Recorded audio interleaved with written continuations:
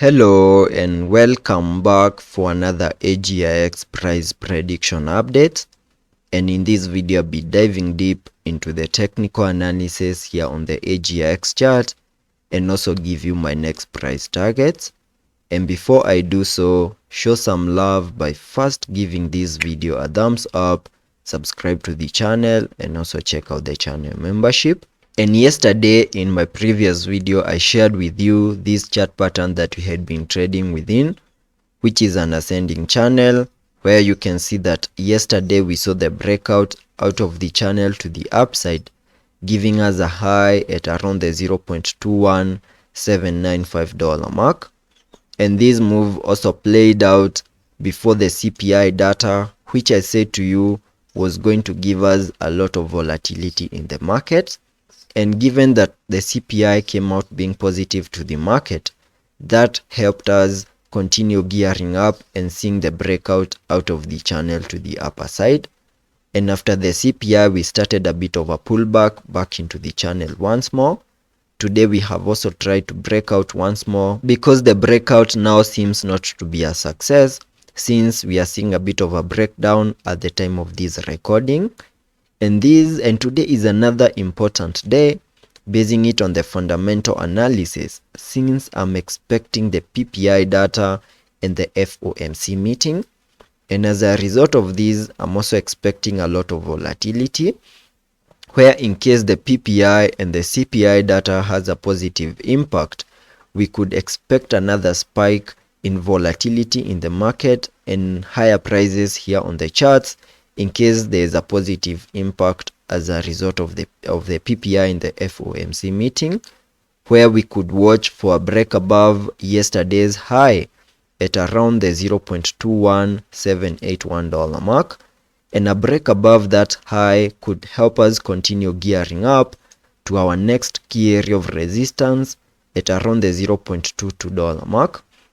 And a break above the $0.22 mark and a successful retest can help us get to the next key area of resistance at around the $0.25885 mark. So that is what you can expect on the Agix chart in case there's a positive impact as a result of the PPI and the CPI data. That is as a result of the FOMC meeting and the PPI data.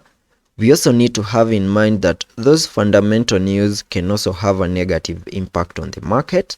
And we also need to have a case scenario where in case there is a negative impact, what we can expect on the market, where we could possibly expect further breakdown back into this target, that is this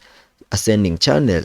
And it is within this ascending channel where we can find support either at the lower side of the channel. Then we can expect our bounce back to the upside, get our breakout to the upside, a successful retest, then continue gearing up. And this is the case scenario that we can expect in case there is a negative impact as a result of the fundamental news. Agix has also continued to obey the Elliot wave structures, and jumping to the 4-hour chart for my Elliot wave analysis. Here on the 4-hour chart, you can see that after seeing the November lows last year, we saw a 5-wave move to the upside, having the wave 5 giving us the all-time high at around the $0.67 mark, in a move that also completed the formation of these larger Elliot wave count 1. Then we started a corrective structure in the formation of a larger Elliot wave count 2, in a move that managed to get into the minimum retracement area highlighted on the charts using this blue target area that I came up with by connecting the fibs from the low of the first wave to the high of that wave 1, giving me a minimum target area between the fib level 0.5 and the fib level 0.78, and that is between the $0.355 mark and the $0.1783 mark. And this is an area that we have fully maximized, and we did that last week when we had the massive sell-off on all altcoins, where you can see that we saw this massive breakdown giving us a low at around the $0.017 mark, fully maximizing our target area. And since we have fully maximized our target area in that wave 2, there are chances that this is the last low that we are getting in the formation of this wave 2,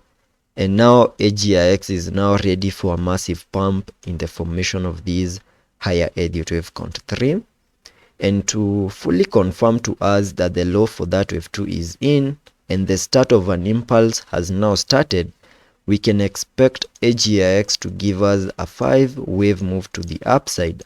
followed by an ABC corrective structure.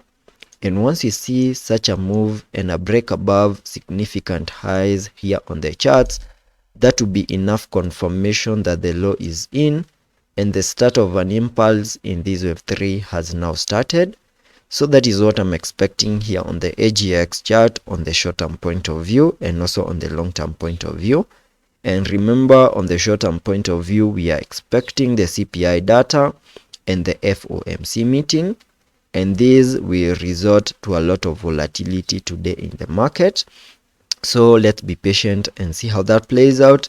Also taking a look at the indicators on the RSI, we are trading at around the 44 mark, meaning we have massive room for us to fully support higher prices. On the MACD, we have been able to print a bullish cross, fully supporting higher prices. So let's be patient and see how that plays out, and I'll be keeping you updated.